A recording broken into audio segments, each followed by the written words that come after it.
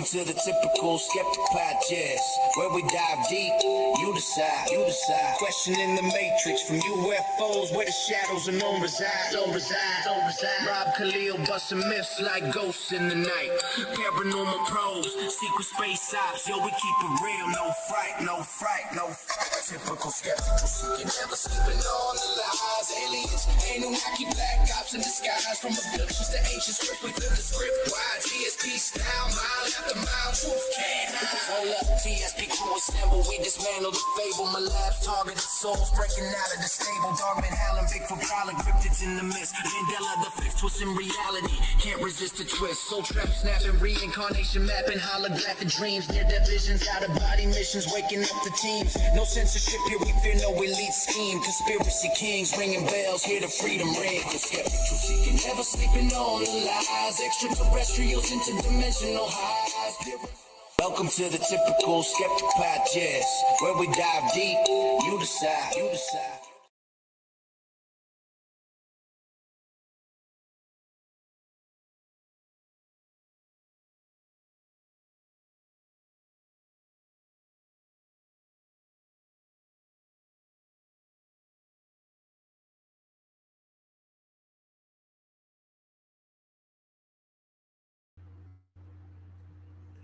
Is it? Am I on the screen? It should be adding the people to this day. There we go. Hey guys, welcome back to another episode of the Typical Skeptic Podcast. It's going to be an exciting show. We got Joe Grimm with us. I'm trying to add Joe to the stage right now. We're having issues here. Let me see. I think he just joined from another phone. Here we go. Let me just add him here, and it should work. Can you hear me, Robert? I'm having like really slow internet tonight, guys. Like really, bizarrely slow internet. Like the computer, I got to get a new computer. This is just like insane. It really is. It's like, you know. Joe, can you hear me? Yes, I can hear you. Can you hear me? Yeah, good to see you, man. And okay, guys, I just want to do a little bit of proper introduction for my guest tonight. We have a special Halloween X-Files show with the amazing Joe Grimm. This is when Joe's in his element. He does he's a multifaceted person. He's skilled at many things, but like this is really when he's in his element, when he gets into his X-Files, like paranormal, like storytelling, and it's like all real experiences that he's either heard or experienced himself, and they're just fun stories. There's just fun stuff, you know what I mean? And it's like the essence of what we do on this show. You know, and a little bit more about my guest. Joe Grimm is a multidimensional explorer of both the seen and unseen realms, a quantum energy healer, a seer, a remote viewer who blends intuitive mastery with deep paranormal insight. As a Sigma Heyoka Empath, criminal profiler, abductee experiencer, Joe channels messages that bridge UFO phenomena, interdimensional contact, and psychic investigation. Through his work at Sealic Quantum Coaching, Joe guides others through transformation using energy balancing, quantum recovery techniques, and somatic awareness practices. He's a cryptozoologist, kundalini meditation practitioner, and podcaster known for bringing real-world encounters with high strangeness into the light of consciousness. And you can contact him at 850-625-8467. And with all that, and oh yeah, by the way, guys, we're doing call-ins tonight too at some point. We'll take a couple calls, but not yet because we're gonna get into like the meat and potatoes of tonight's episode, but we will at some point take some calls live with Joe, and that number is 573-877-7637. And Joe, thanks so much for coming back on, man. How are you?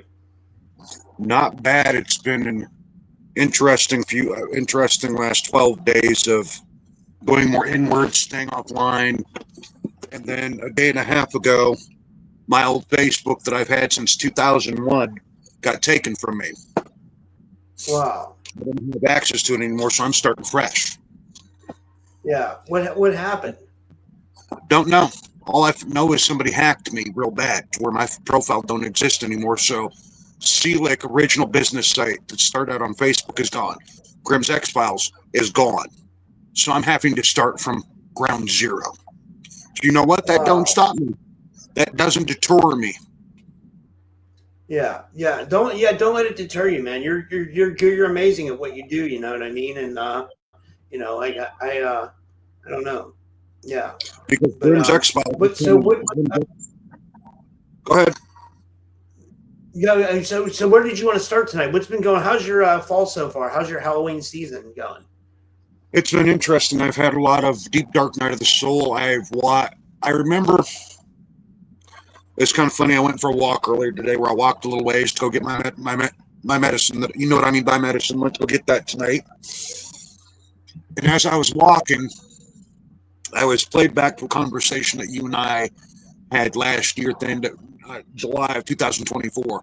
So we've been talking a good minute. And I remember you and I talking just freely on Messenger, saying that changes were coming, going to be coming in the next year. 25 is going to be a year that's going to hit a lot of people. And I've watched relationships come and go. I went through my own breakup at the end of 2024. Got over that finally. I've watched other people that I've known for a long time that are really strong suddenly break apart. I've watched couples come together. I've watched just the world change on a energetic planetary level. Just since the beginning of 2025, hell, the last 6 months, I've seen change. That has been completely What do you think's going on? You think it's something in the energy?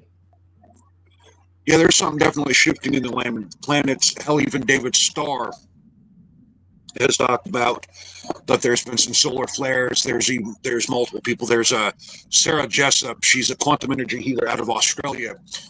Kelly Hurley, another quantum energy healer, international book art, world renowned international book artist, and she's the second known most healer in Australia for her predictions. And she's been talking about energy changes coming.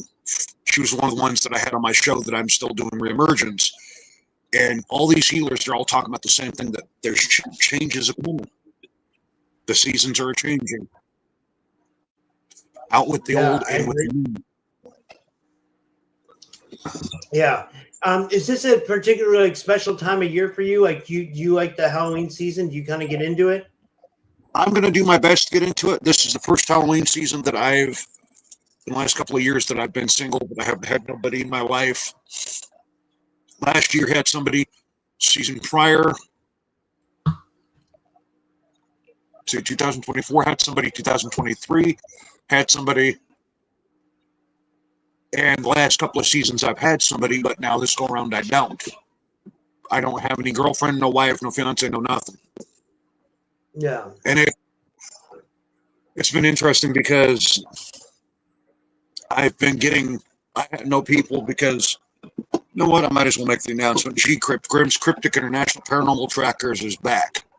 I'm bringing my team back. They know about it. I told them I'd make the announcement tonight. I was going to make it live on Facebook, but this is even better. On Robert Cale's 2,254th episode. That is phenomenal by itself. I told my housemate how many episodes you had, and his mouth hit the floor. He goes, damn. He goes, looks like you got some competition there, Joe Grimm. I'm like, damn right I do. I was like, God. Well, it's not competition. We're just friends. You know what I mean? I've been just doing this I've been doing this for almost 6 years now. You know what I mean? And there's some days where I'll do like 3-4 shows a day. You know, like I don't know. I just I love doing this stuff. You know what I mean? Like I really enjoy it. I don't know. 6 years, 2,254 episodes. I've been doing it. I've been doing podcasting off and on since I was a kid, meaning my grandpa gave me one of those old-time recorders with the old-time mics, and I'd walk around the family gatherings and record stuff for the holidays. And 12 years old, I got to interview local magician here in the valley, in Flathead Valley in Kalispell, and I fell in love with it. I got to interview him on the airways, and I fell in love with podcasting. It became my niche. It became my thing, and then just from there it took off. I wanted to design my own show, my own. Hell, I used to live. When I was homeless out in Florida a couple of years ago, I was living in an abandoned radio station. Poetic. It's kind of poetic. All it would have taken is one switch to flip everything on, but I didn't want nobody knowing I was there. So it was on 33.5 acres of land. It was a 17-room radio station. It had 4 main rooms in that could be turned into broadcasting booths. And I was like, damn, that was going to be my dream. Open that up and boom, bring Grimm's X-Files to life finally. That's what my dream is. I still do have that dream, but you know what? Now, since your fans have been waiting the return of Joe Grimm, Oh, there's been some interesting stuff going on.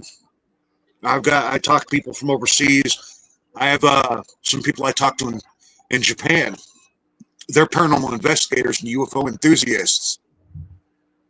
And they get to go all over the globe to the abandoned spots.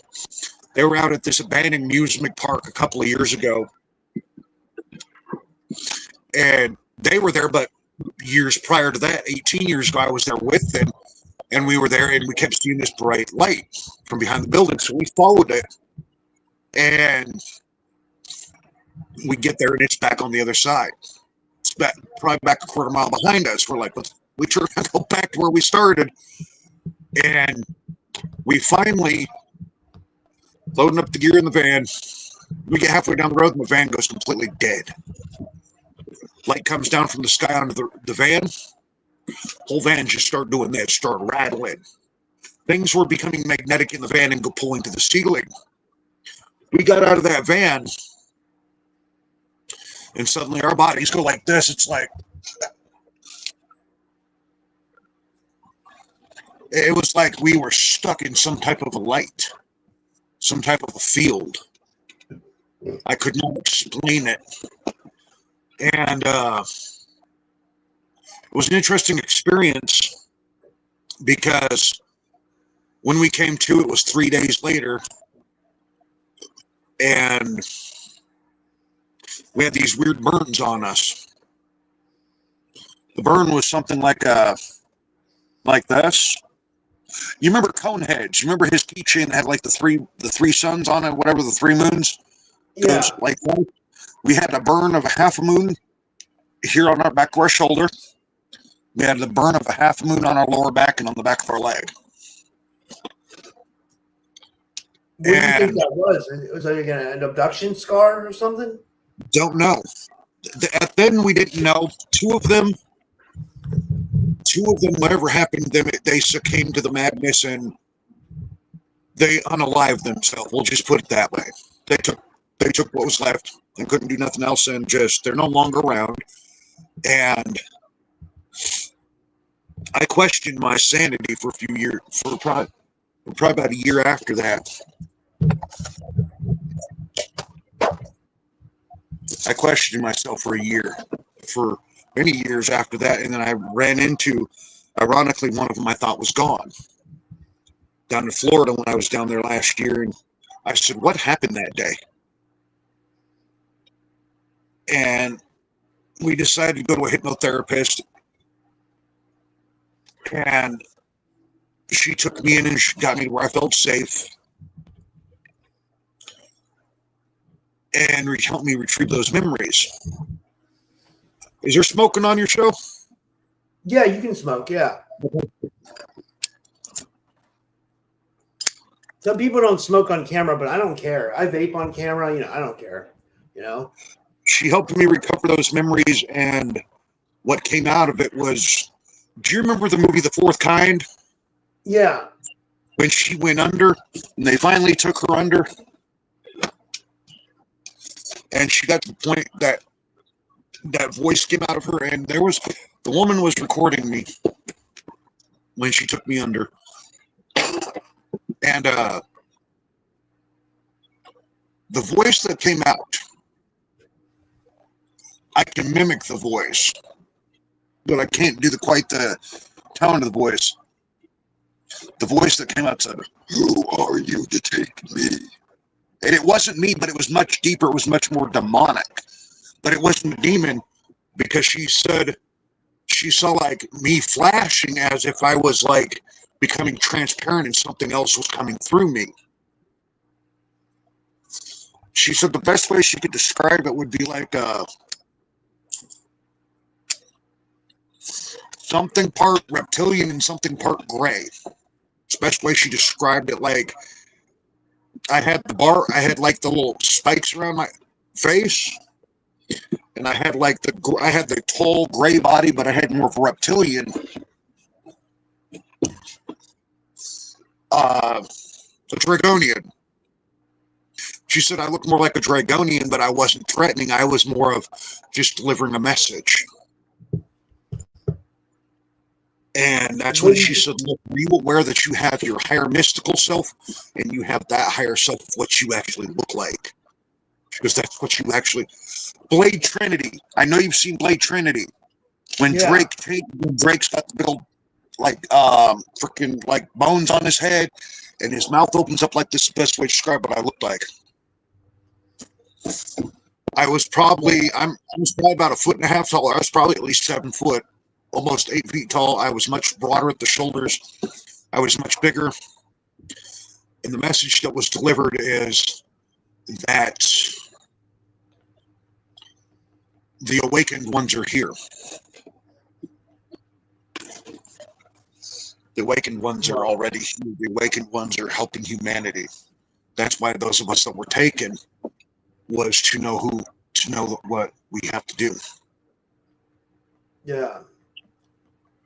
Wow, that's amazing, man. Like that's so do you feel like this was an alternate version of yourself or something like that? And Derek commented some people get sigils underneath the skin. You know, they get from like possessions and stuff like that. Is that correct? Yes, it is, because there's been a point when I was out on a paranormal investigation that it started out a paranormal investigation with my cousin Garrett and I down in Florida, out at a well-known paranormal place known as Bellamy Bridge. It was about a woman that didn't want her husband and she ran away, and she went and stayed in this little barn house, fell to sleep, and there was an old furnace there that caught her dress on fire, and she ran and jumped off the bridge. So my cousin and I were there, and it started out a paranormal investigation. Then it went from paranormal to skunk ape, which is another version of Sasquatch. Skunk ape is cousin to Sasquatch. Then it turned into a skunk ape investigation. Then it turned into a UFO investigation. So we had 3 things going on at once. So we had all of our ghost. We had our REM pod. We had our SLS camera. We had everything set up, and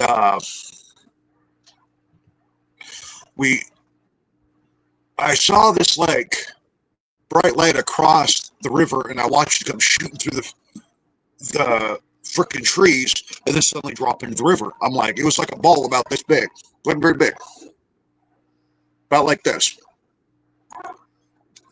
Bucker shot through the trees at supernatural speed and then dropped into the water. It suddenly stopped and then dropped straight down. It's like the engine shut off, whatever it was, and went into the water. And I'm like, no sooner did I say that, I looked across the river and the moonlight's there, and I saw a skunk ape. I was like, and I watched him put his hand up like this.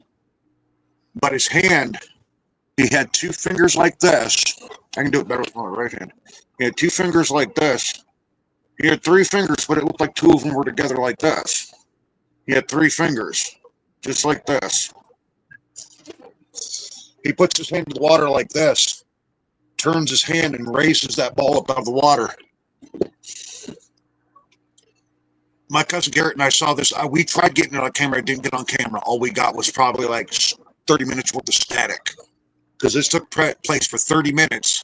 He pulls his hand, and that thing sits there right next to him, and he ended up, whatever was standing there across the river disappeared into that ball, and it was gone. Call it dematerialization, call it bending reality, we don't know. Wow, dude, that's insane, man. That's insane. Has anything else been going on, like in the paranormal or X-Files world? Like any UFO encounter, alien abduction, anything like that? Have you heard of anything? I've been hearing some strange chatter out toward, of course, the Skinwalker Ranch you're always hearing about, but I've been hearing some strange chatter out toward Washington, out toward Mount Baker. I have some contacts out that way that told me that when they were up on Mount Baker the other day, because they travel with their van, so they were up on Mount Baker, at the peak of Mount Baker, had just gotten settled down for the night, and their whole van started rattling, and they felt like something or someone or whatever it may be had pushed their van a good 2.5 feet. The winds don't get that strong up there. When they got outside, they saw burn marks. This was just last month. They saw burn marks on the ground, like little ones like this. But then they had that writing in it, like that you see in the cornfield. Yeah. Kind of like when Thor takes off from the ground, it leaves that sigils on the ground. There were sigils on the ground that they took pictures and they even molded it. And they went back to sleep and they came out the next morning. The burn marks are still there, but the sigils are gone. But they were grateful that they were able to make a cast mold of the sigils. They sent them to me, had me look at them. I only knew 3 out of like 100 of them that they molded. Not 100 individual ones, but in that little circle, there was hundreds of them in a little circle like this. I only knew 3 of them. So they sent them up to somebody else, and they're still waiting confirmation what it could be. Yeah, there's this an interesting comment from Pilgrim Society. This says cattle mutilation near me, an hour from Skinwalker. Ranchers said a bull had his genitals surgically removed. Yeah, they do that. They do that. They take like the cavities, like the for some reason, then they drain it of the blood. It seems like I don't know why they do that. I heard that the Greys, drink blood. That they feed off of. But I don't know. I mean, you would think that the cattle mutilations would have to be. You don't know. What do you think? Like, my opinion of the cattle mutilations is it's a form of reverse engineering. It's them trying to understand us. Now, look at how the Predator movies are. Look at how when they first came, of course, Arnold beats him. In the second one, Danny Glover beats him. Then it gets to a point where the next series, the Terminator comes along. They take the most deadliest hunters to another planet, being human beings, hunt them. Then it gets to a point where the next series of aliens come along, Alien versus Predator.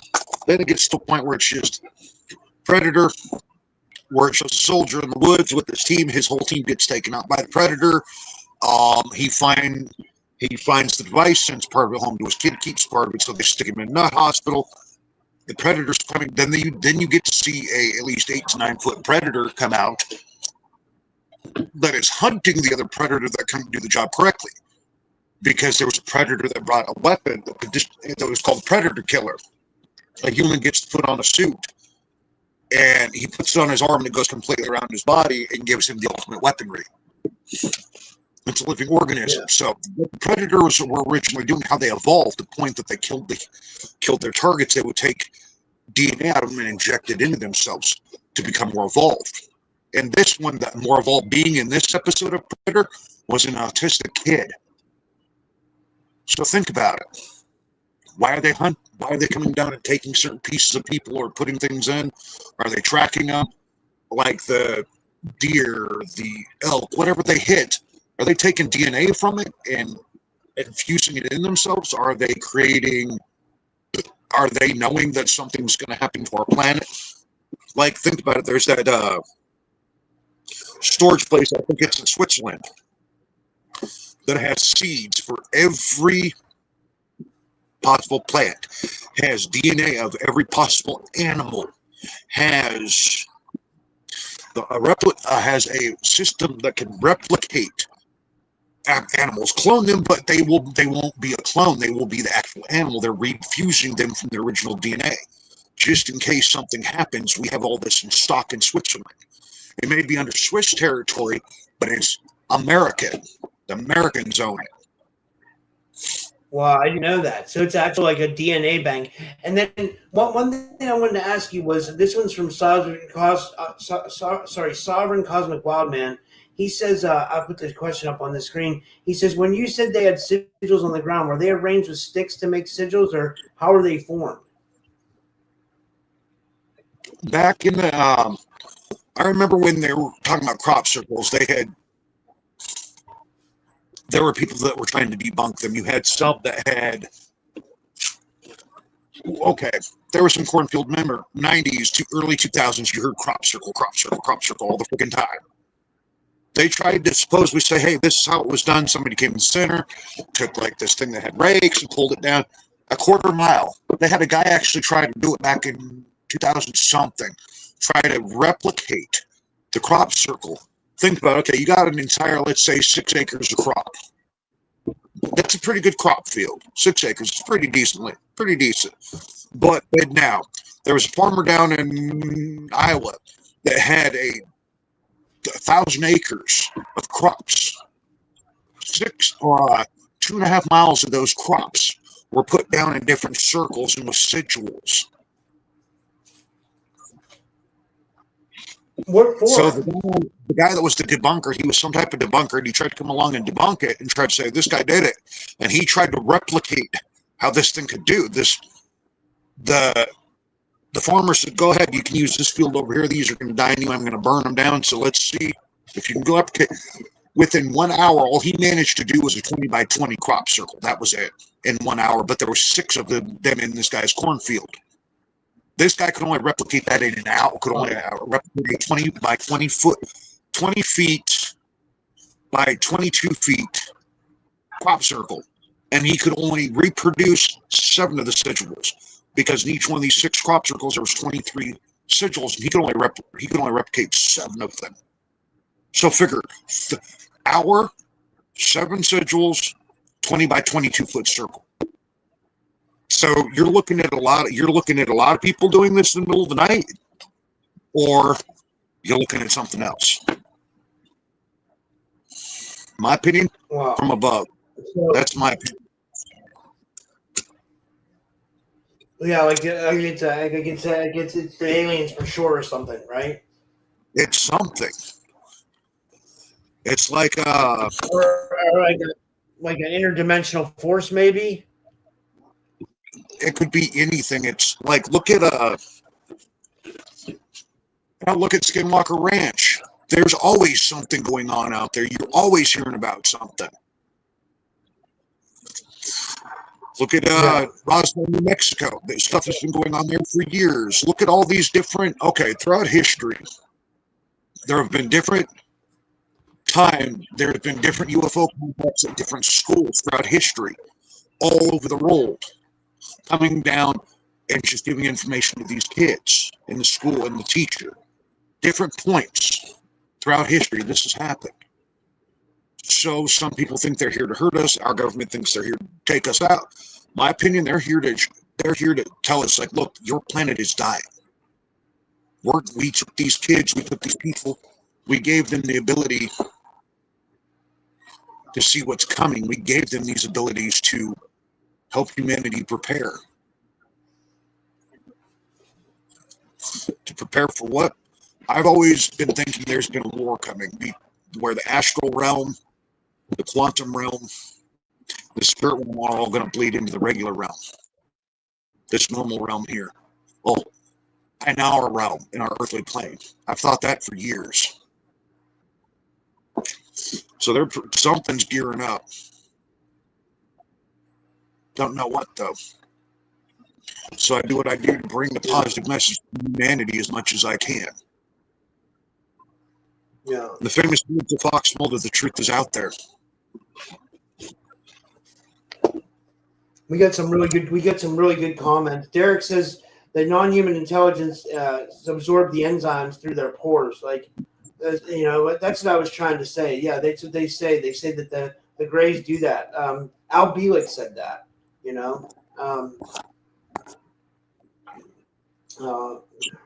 Boopster says the abduction stuff is military.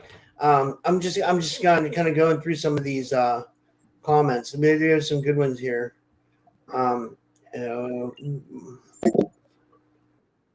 This is Benno from Oz. He says microwave energy could be bending the nodes on the stalks. Maybe. What do you think? Some of them were pushed down. Some of them were pushed down that I've seen in some of the videos I've watched, but to the angle that they were pushed, not humanly possible. Yeah. And then Kurt says going about the Walton case. He says, I heard they were going back to Travis Walton's area and got more tree samples to see if the radiation still can be detected. Heard it recently too, but that's nothing since. They're still trying to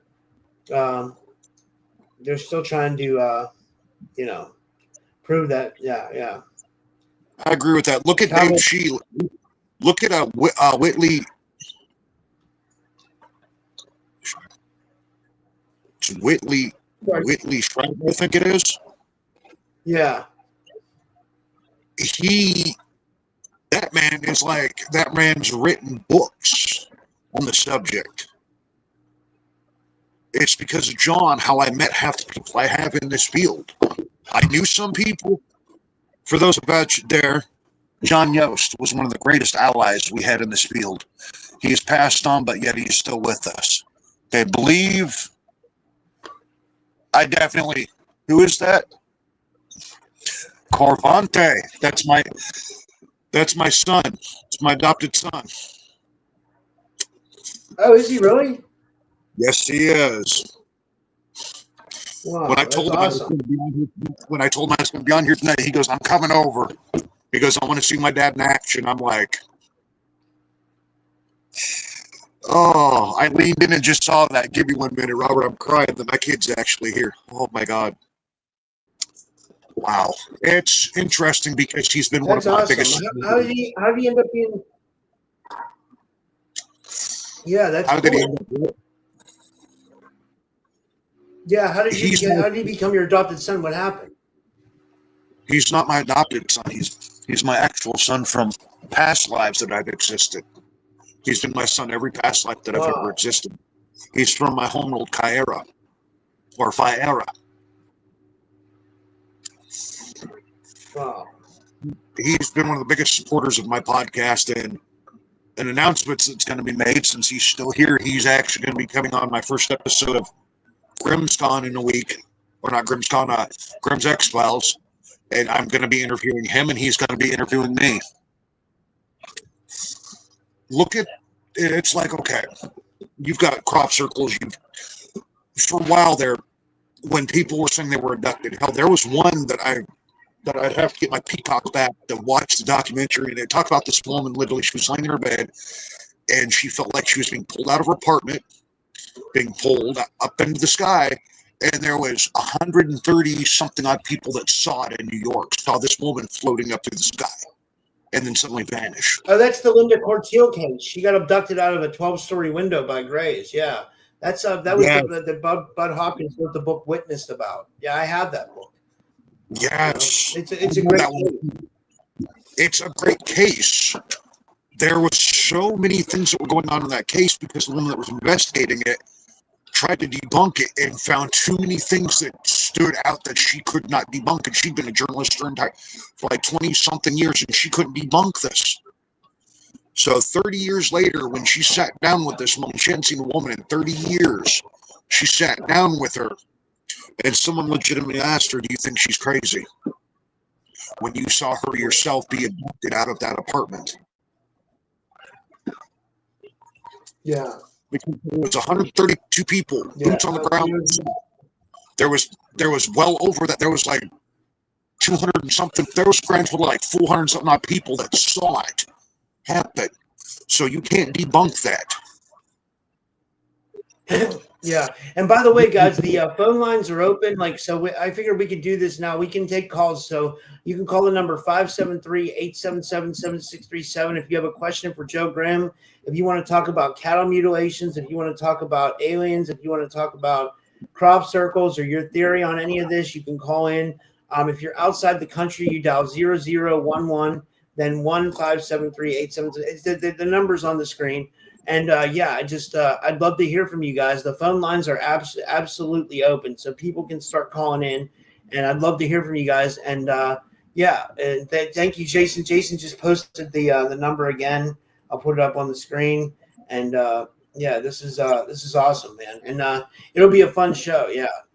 I was thinking. John Yost was an amazing person. He was an ally for us for a while. He was the strongest. He was one of the strongest people out there in this field. He met Whitley Schreiber.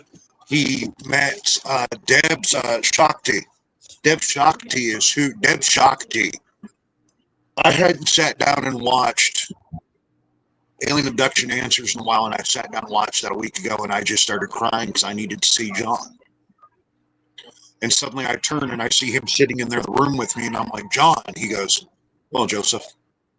I was like, and I just start crying. He goes, time to get boots on the ground again. He goes, time to come back. And I said, wow. So you're actually having contact with John Yost from the other side. Yes, I said, who do I need to connect with? He said, Robert. He said, you know, the bond you and him have built. Wow, so it's kind of cool. I was getting ready like a week ago to ask you if you want to do a show, and then I spaced it out, and then suddenly you brought it up yesterday. Let's do a show, and I went, let's do it. John Yost was an ally. He's the one that got me to open up about what happened to me. He's the one that got me to see what happened to me, to legitimately look at it and stop running from it.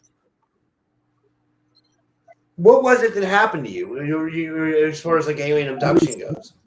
I was 5 years old, and I already had some not so nice crap happening to me by a babysitter.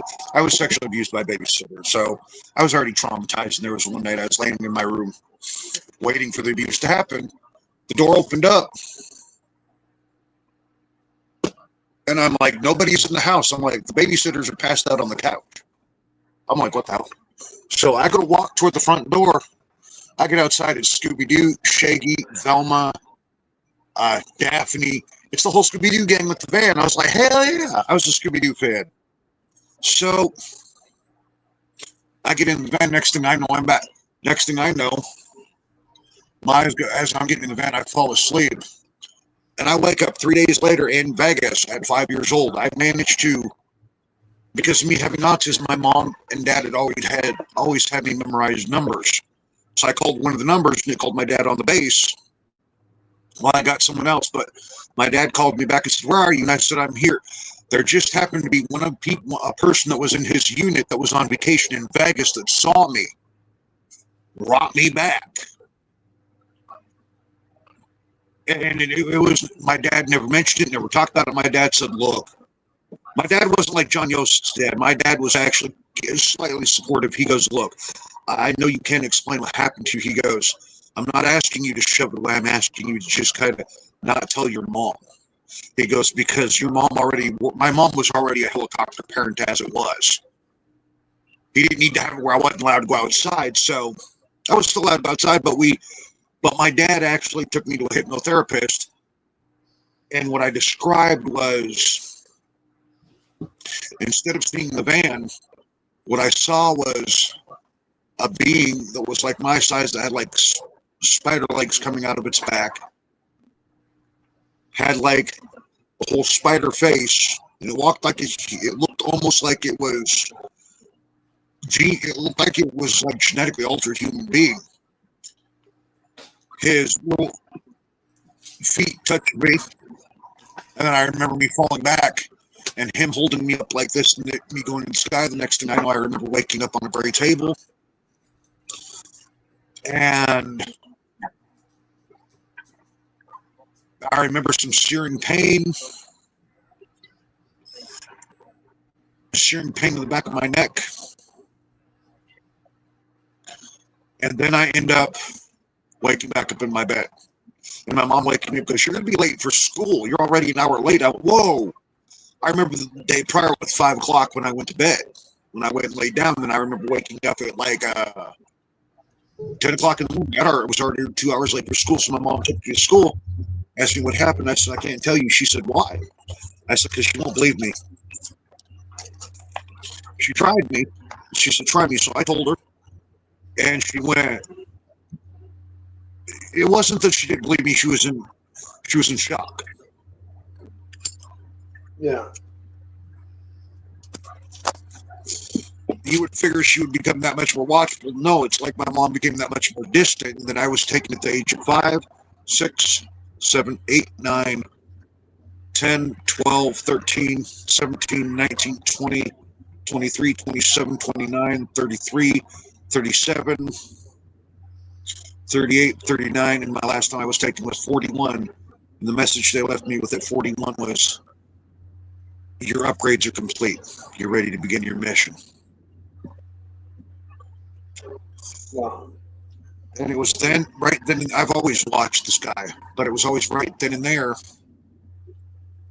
from that point on, that it was time, as they say, to find my tribe. And then, of course, I tracked John down, and the UFO community became my tribe because at 9 years old, there was a guy named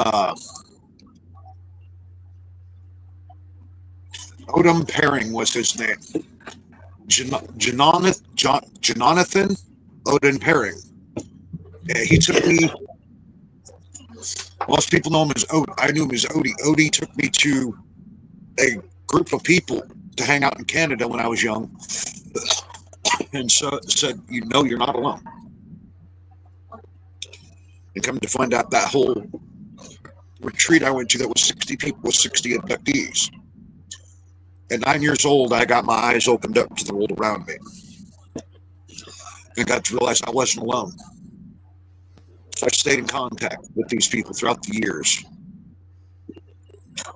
It's kind of interesting, or it is extremely interesting, how this path has taken me and put me in contact with some of the most amazing, beautiful people. I've been across the globe, and I've seen things that I can't explain.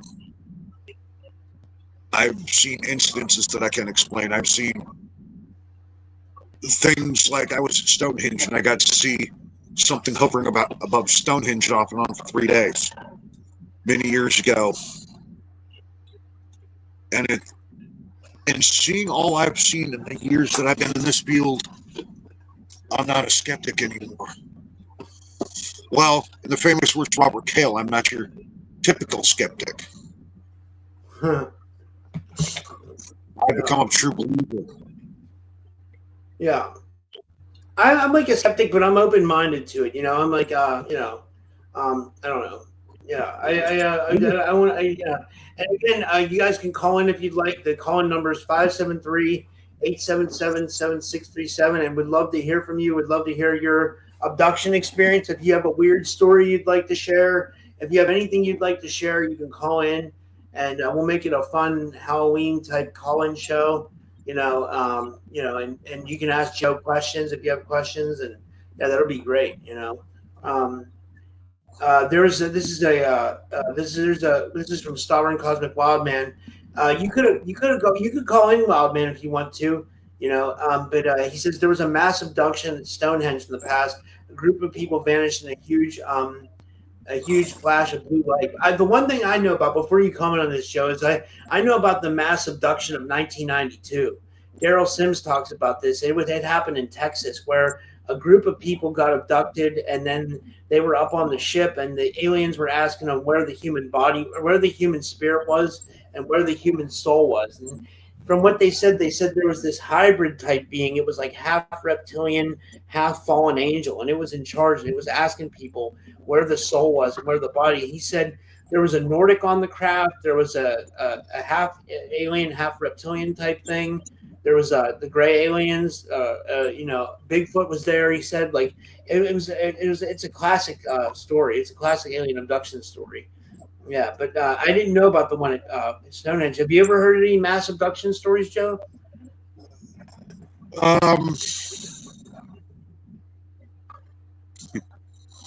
Machu Picchu. Remember, that thing was full of people at one point, and they're finding. I watched documentaries, and they're finding like structures that just everybody forgot about. You usually come up from there, and you can see there's one in down in the Amazon. When you come above, you can see this entire city up on the side of a mountain. People went down in there. They hadn't been up there. Nobody had been up there in probably 5, 6, 700 years, maybe longer. And it's the guy that does. It's the guy that does the documentaries. He's got the one leg, but he's got a prosthetic leg. He's the Asian guy. He doesn't do UFO abductions, but he finds things that he can't understand. So he goes and he finds them. And one of the biggest abduction stories I've heard was an entire schoolroom of kids, teacher. There was 36 kids and a teacher that disappeared on a school bus. And they were on their way to, ironically, they were on their way to Mount Rainier in Washington. So it was in the 80s, if I remember right, hearing about this, that it happened. It was like 86, 87. It was somewhere in there. And then like with that, look at Chernobyl. Granted, everybody knows that it went supernova and went poof and blew pretty much. But during that time period, there was a grand total of 27 people that went missing from Chernobyl. They ranked it. They ranked from scientists, from families. Some people said that they defected, but yet there was buildings, there was houses that were out away from Chernobyl where it shouldn't have hit them, but there was still food. That was still food on the stove, still food in bowls and plates and that was still hot. No clothes were taken, no vehicles were gone, just people were gone. There was burn marks under the bed. Burn marks, blown foods. That's interesting. I don't know the exact story of it, but I know bits and pieces of it. Wow, that's interesting. Holy shit! Like that's a whole classroom. That's insane. Like, yeah, A whole classroom of people disappeared, including a teacher, a bus driver, and the bus. They found the bus. They found the bus like 10 years later. It had been overgrown, but there was no bodies in it. So they did their own little forensic thing and found nothing. All they found is burn marks on the tires and underneath the bus. And the school had just got that bus too. So for the bus to have these burn marks under it, yeah, when they took this thing, they got it out, it took them a while to get it out, they took it and started it right up. And it had been sitting there it had been sitting there 10 years, but it fired up. But there were burn marks underneath that should not have been there.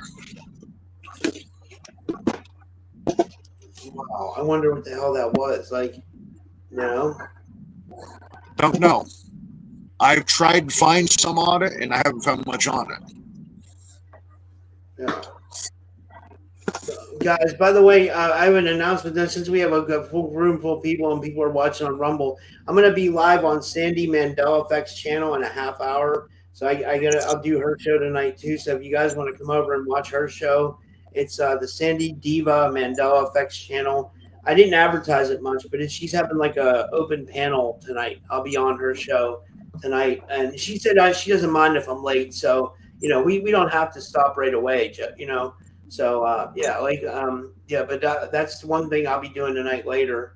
But yeah, I'm trying to think of what else we could talk about. Yeah, and if you guys want to call in, again, the call-in number is 573-877-7637, and I'd love to hear your story. If you have an alien abduction story you want to share, or anything you want to share, any weird Halloween experience, anything. And yeah, thanks, Jason, for sharing that channel. Yeah, that's where I'll be tonight in a half hour, guys. I'll be on Sandy's channel. Yeah, so yeah, Derek said she streams till like 5 a.m. I'm not going to be there till that. Like, there's no way. They do stay up late, Derek. You're right. Like, I'll be there maybe till 2 a.m., 2:30, and then I'm going to bed. Like, I can't stay up till 5 a.m. They're good people, though. I like them all, but I mean, it's just like, yeah. But so what else is going on, Joe? You're still pretty busy with Sealic Quantum Coaching? How's that going? Yeah. Yes, I am. I'm happy. Like I said, I lost my original group room or my original business page on Facebook, so I'm rebuilding it. That's going to take some time. I'm rebuilding Grimm's X-Files, and what I'm going to do is I'm going to get access to one of my older Facebooks I haven't used in a long time, and I'm going to turn that into Grimm's X-Files, because it's already got stuff on it, so I'm just going to take and turn that into it. So I'm bringing them back slowly. It's going to take some time to get the 6,000 plus followers I had, the 30,000 fans that I had with my page. It's going to take some time, but I'm working on it. I'm working on building things better than they were before, because when I bring my first podcast with Grimm's X-Files, I still need to continue believing it's going to be Halloween. Yeah. Yeah. I'm going to be doing Grimm's X-Files on the 28, 29, or excuse me, 29, 30, 31st. I'm going to be doing 3 days of it. and that's where I wanted to bring it on, announce it live on air. Is one of my guests that I would love to bring on there secretly would be you. Oh, well, yeah, for sure. I'll come on, man. Yeah, I'll do your show. Yeah, absolutely. It's not even a question. Like, I'll absolutely do it. Like that's not, whenever. Yeah, for sure. Absolutely, for sure. I'll do it. Derek wants to know, Derek has a question for you. And yeah, you guys, I know you guys, maybe some people don't want to call in, but you guys can call in too and ask your question. Derek wants to know, he says, question, what does Joe think of the new object seen traveling with 3-Eye Atlas? That one you might have to give me a little bit more information on. I'm a little behind on what's been happening in the UFO world. I hear chatter here and there. I haven't really kept up with it for a while. 3-Eye Atlas is that comet that people be seeing, but people think it's a craft, and I've had a lot of different people come on my show and talk about it. Some people think it's an alien craft that's like, hurling towards Earth or whatever. Other people think it's a comet. Some people think it's not. It's just it has travelers with it now. There's like orbs that are flying around it. Yeah. My opinion is ship. It's my opinion. It's a ship coming. You think it's a ship? It's my opinion. Yeah, I think so too. Jim Lucier wants to know, what's your podcast? Well, how can people find your podcast? My podcast is Grimm's X-Files. I still need to continue believing. That is on Facebook. I'm going to be running it through TikTok and Instagram. Yeah. And I'm going to be bringing it back, but when I bring it back, there's going to be more. I like that one. Atlas is a neck bone think of vampires. I like that one. It's going to be different than it was before. There's going to be much more research involved. There's going to be much more in-depth research involved. There's going to be more where I'm going to be showing more things that are going on in the UFO world. Yeah. TikTok, Instagram, Facebook, and I might have to talk to you later on how to stream it. Like if I'm going through, like, let's say, I might have to have you help me with StreamYard, because I do want to start using StreamYard again, and somehow where I can stream it to YouTube. Because like I said, I want to bring my show back and I want to take it to the next level. Okay. Yeah. This is from Raga Mass 666 on Rumble. Thanks for watching me on Rumble. And he says, Joe, your story reminds me of the Lonnie Zamora case. I like the Lonnie Zamora case. That's an interesting case. That's the I'm trying to think. There's another name for that. I got to look it up because it's going to drive me nuts now. There's a name for that Lonnie Zamora case. It's called the God damn it! What? Let me look it up on ChatGPT. What's the name for that Lonnie Zamora case? ABT.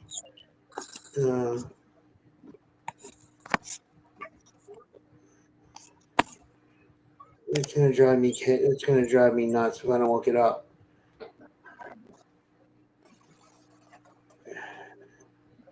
It's not telling me. It's saying it's the Socorro. So the Socorro, New Mexico case. That's what it was. That's what I knew it as. Lonnie Zamora is the Socorro, New Mexico case. Yeah, it's a Socorro landing, right? It was like a landing. Yeah. Definitely send me the information. What's that? Sorry, Joe. Go ahead. Definitely send me the information on that one. I want to dive more into it.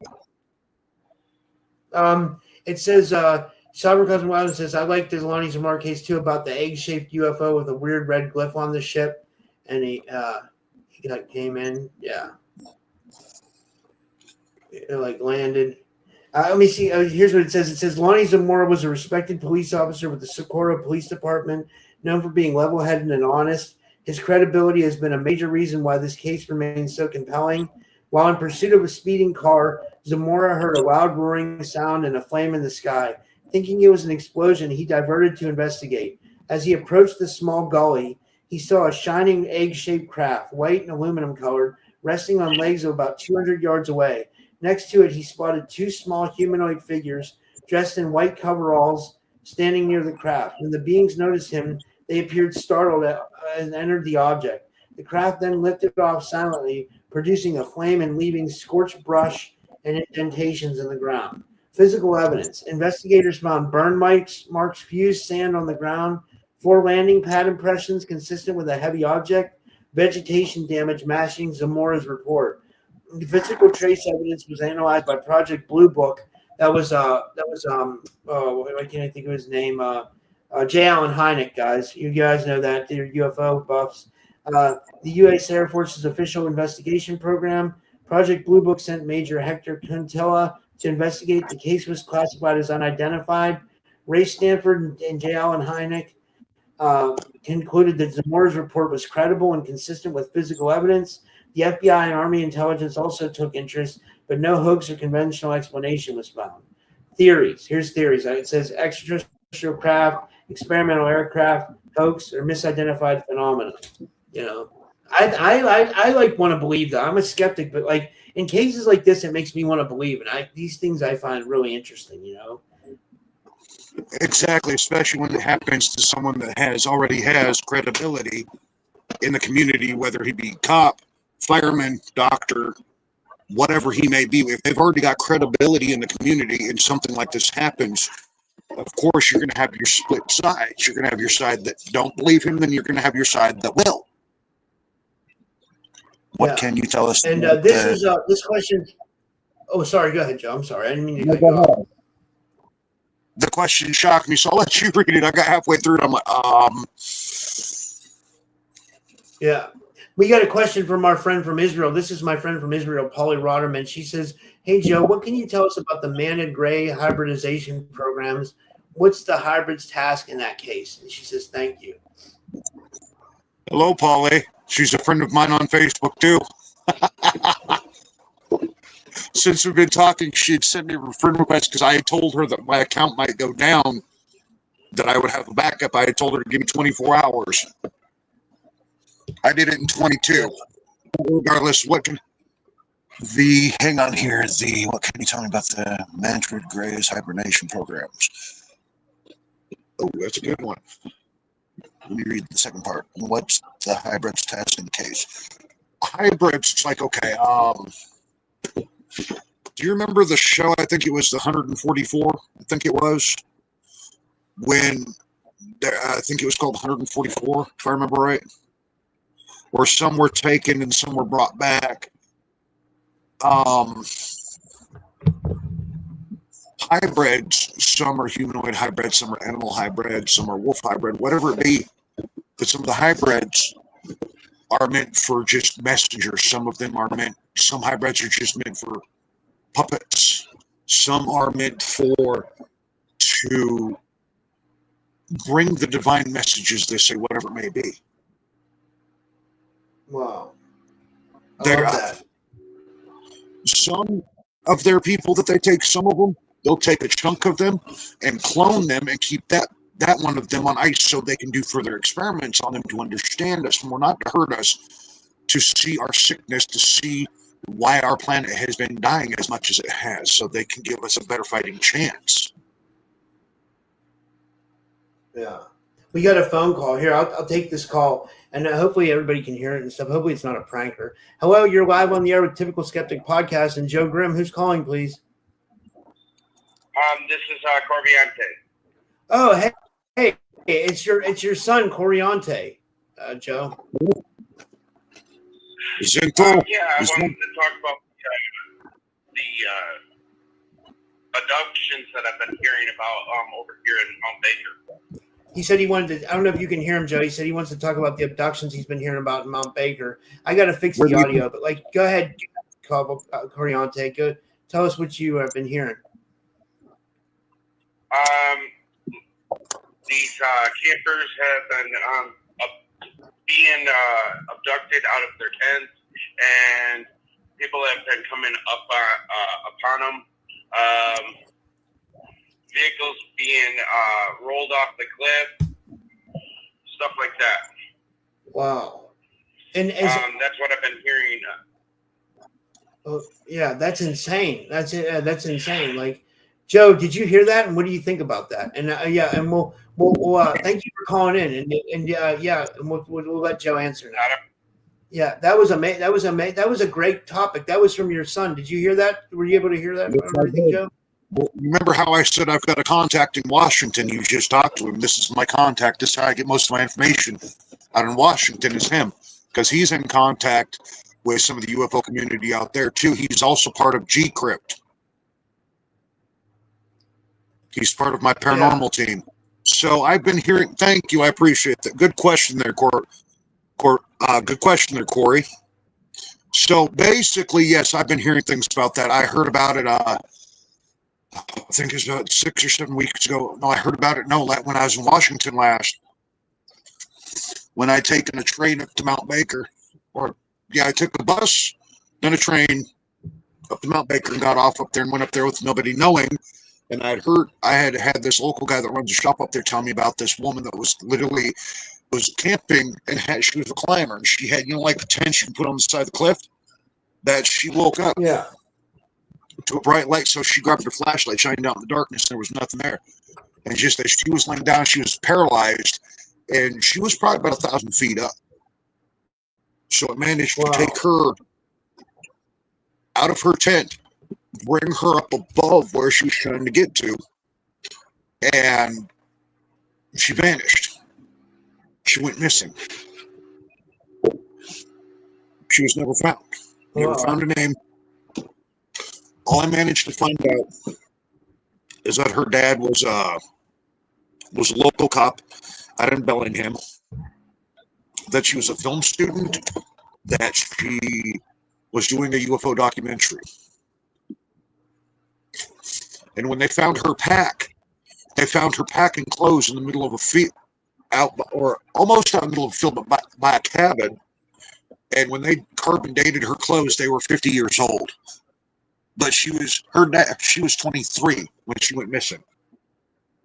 Yeah. It's a 20-year-old story I'm giving you, and it's like, but yet then a couple of days after I left Bellingham, I went back up there, and just before I was jumping from different bus to bus to bus to bus to get where I needed to get to, and I had stopped in the store and seen this young lady in there. She looked for about 40, 41, maybe 42. And I said, is the owner around? She goes, yeah.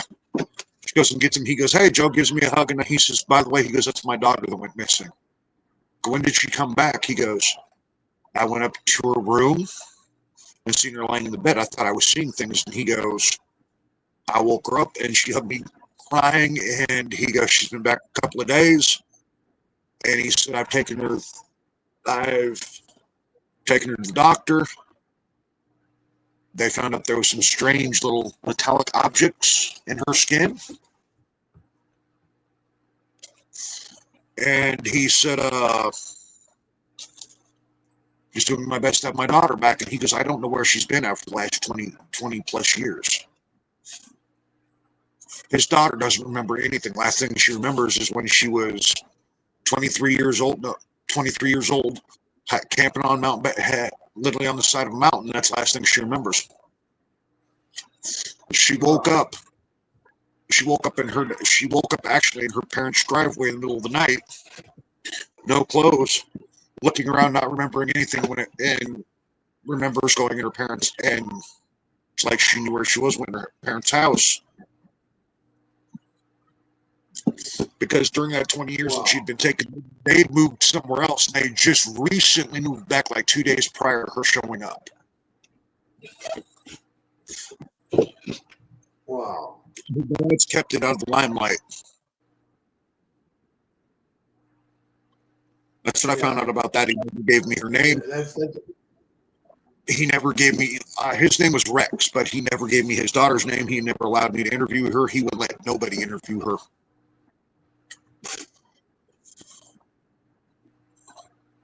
You still there, Corey? Wow. Dude, that's amazing. Huh.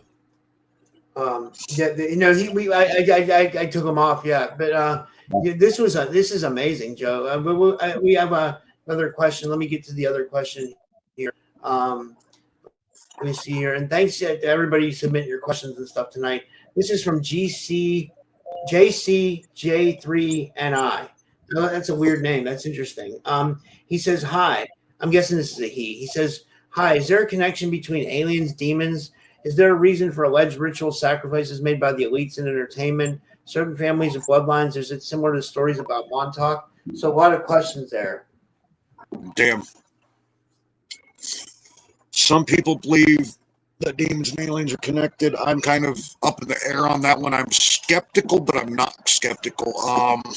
It does remind a lot of things that are going on. Yeah, there's the elites. There's the elites that do the blood sacrifice. There's the elites that do just a lot of crap they don't need to be doing. It's like certain abductions. Yeah, you can. Some people say alien abduction, and there's some abductions where you can see that it was done by our government's hand or done by the elite's hand. There are so many things going on with the elites right now because there are so many elite societies. There's the Illuminati. There's the oh my God. They call them an elite, a dark society, but they're not. They're called the Verninians. Jules Verne's people, basically, that believe that each one of his books, if you put the maps together, it'll take you to the Lost Island and take you to the lost city of Atlantis. Wow, that's so cool. And they believe that's that interesting. Yeah, I didn't know. They believe 20,000 Leagues Under the Sea was real and that the Nautilus was real. Yeah. Me, I believe in things like that, but I would need to see more proof. That's where the skeptical side of me. Granted, I believe Atlantis is real, but believing that Nautilus was real, that one's like don't know. That one's up in the air with me. Yeah. This is one from Iron Bear 78, and he says, what does he think of the bubble they located at Skinwalker? He thinks it's some kind of portal or defense that protects a hidden city. Oh, that's interesting. Ooh, I believe that one, that it's protecting it. I believe that it's a portal, but I also believe it's protecting the hidden city, because there are gateways that UFOologists have proven that one of them was Skinwalker Ranch. And that was one of the things that John talked about a lot with Skinwalker Ranch, because he'd been there, he'd gotten the permission to go there and walk amongst Skinwalker Ranch without no escort. He had permission to walk amongst it, and he believes wholeheartedly that there's a portal there, because he said when he walked on that land, it was like he had been there before, but that was his first time there. Wow, that's interesting. Yeah, like let me see here. There's something here. Oh man. Because there is a lot going on at Skinwalker Ranch. There's UFOs, there's the Dogmen, there's the Sasquatch. I mean, there's a lot going on. And then Sovereign Cosmic Wildman commented, I think when you were telling one of the abduction stories, he says, the part about no clothes is something I keep highlighting in chat. People pay attention to police reports of naked people in the city. He says possibly ET related. Yeah, because I've heard of, when I was out in D.C. years ago, out in Washington, D.C., I heard of, there was this homeless man that had went missing, and he was found like 4 days later with no clothes up in Maine in a field in the woods, not remembering how he got there. Yeah. And this is another one, Rugga Mace. This guy, Rugga Mace, is really cool. Like, I love the fact that he's tuned in. He said, I got to look up what he's saying. The Filiberto, he's Cardeneris UFO file. Let me look it up, because he says, thank you, Rugga Mace. I have ChatGPT pulled up, so I'm gonna look it up. It says, here's a detailed summary of the UFO abduction involving Filiberto Cardenas, along with what makes it noteworthy, claims, evidence, and major critiques. It says Cardenas was a Cuban-born businessman living in Hialeah, Florida. The incident was said to have begun on January 3rd, where Cardenas and his friend Fernando Marti went on a trip near Miami. The car stalled on a quiet dirt road. The two men exited to check the engine. At that point, they had been humming or sound and observed a glowing light. Cardenas then reportedly vanished briefly. A couple hours later, Cardenas was found by police on a highway from the original location, dazed with no memory of how he got there. Subsequently, under hypnosis, Cardenas recounted being aboard a craft taken through what he described as an underwater tunnel to an alien base, receiving telepathic messages about future events and interacting with beings. A later event described around 6 weeks afterwards involved Cardenas and his wife returning to the site and encountering the craft again, where the wife also reported being taken aboard a craft. And then as highlights, it says, what makes this case special? It says, it's not just a simple sighting. The narrative includes abduction, telepathic communication, underwater bases, and future-oriented messages. Multiple witnesses were involved. His friend, his wife, and his daughter. The stalled car gives more than just Carnet's solo account. The hypnotic regression records many details which were unusual and elaborate, including the serpent-like emblem on the suits of the beings. And this was cited by abduction researchers. I don't know. That's an interesting case, Hanjo. It's a pretty good one. That's definitely send me information on that one too after the show's done. I definitely want that one. Yeah, these are great abduction cases, and these are like when people ask me, when people ask me, do you think alien abduction's real? This is exactly the stuff that I point to. You know what I mean? Or like the Brazil school encounter, where the kids encountered the aliens, or I think that was the Zimbabwe case where the kids encountered the beings, and they literally stared at the beings for a long period of time, and they remember it to this day. I think that was the something Zimbabwe case. I can't remember, But then there was also a school sighting in Brazil too, and even Preston Dennett wrote a whole book on schoolyard encounters. Where a lot of people have had encounters with beings in schoolyards. So it's very prevalent. These alien encounters. Yeah, I think so. Yes, it is very prevalent. Yeah, it's interesting for sure. Yeah. Is there anything else you want to cover before we finish up tonight, Joe? Nothing I can think of tonight. Well, this was awesome, man. I enjoyed this. And yeah, guys, I guess in a couple of we have one more question.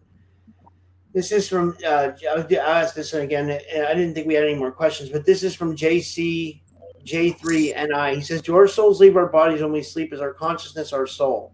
Does anyone have dreams about rogue beings doing spirit surgery on them? Okay, that's 3 questions. I'll let you answer, Joe.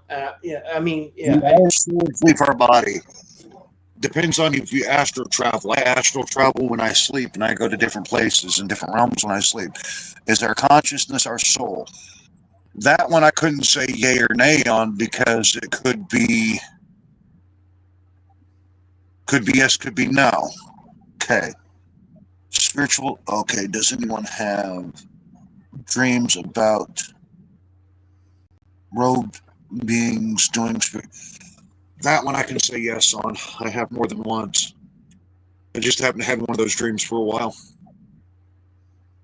Yeah. I remember them, but the only reason I remember it is because I have it written down in a journal inside. So once I had something like that happen, I wrote it down and kind of, as they say, shut the book on it, because it was my early days of creating Grimm's X-Files. That's been around for 20 years, so it was my early days, and I was less believing in it than I do now. So I'd have to dive deep into that one to see if I would remember them. Yeah. And then we'll just do one more comment. This is from Pilgrim Society. He says, does Joe think the orbs are here to clean up the dirty electricity? He says, I believe they were angel related. Yes, I do. I believe those orbs are sent here to take out the negative bullshit, as they say, and the negative crap. Yeah.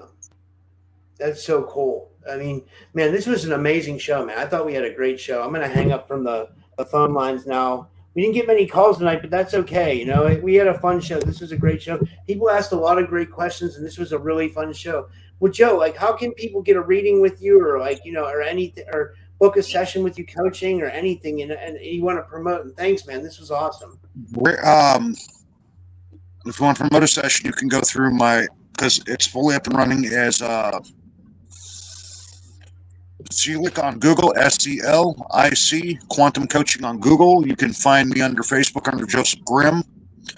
You can find me on YouTube under Sealic Coach. You can find me on Instagram under Sealic, SEALIC underscore quantum underscore coach underscore. And then TikTok, I don't remember what I'm under on that one. Type in Joe Grimm on Facebook or on TikTok and you'll find me. You can also find me under Grimm's X-Files, I Still Need to Continue Believing. On Facebook, TikTok, and Instagram, because I'm going to be launching the show through all three.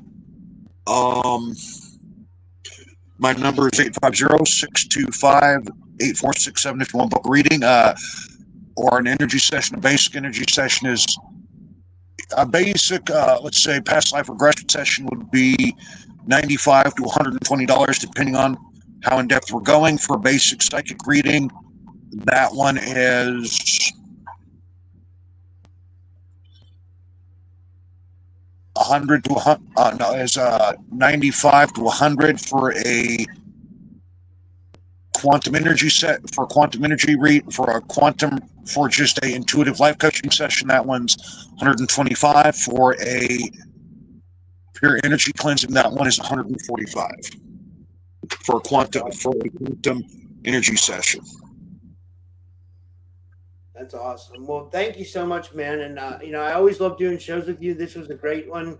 And yeah, guys, I'll be live on Sandy Mandel Effects channel. I guess at midnight they're starting, or in like 5 minutes. I'm gonna go smoke and get a drink or make a cup of coffee because I guess this one's gonna be pretty late. And I will see you guys also tomorrow. I have Carrie Cassidy coming on, and then Missy Hill at night. So they're both in the evening, so that'll be a big day. So, all right, guys, I'll see you a little bit on Sandy's channel, and I'll put that out. Thank you so much.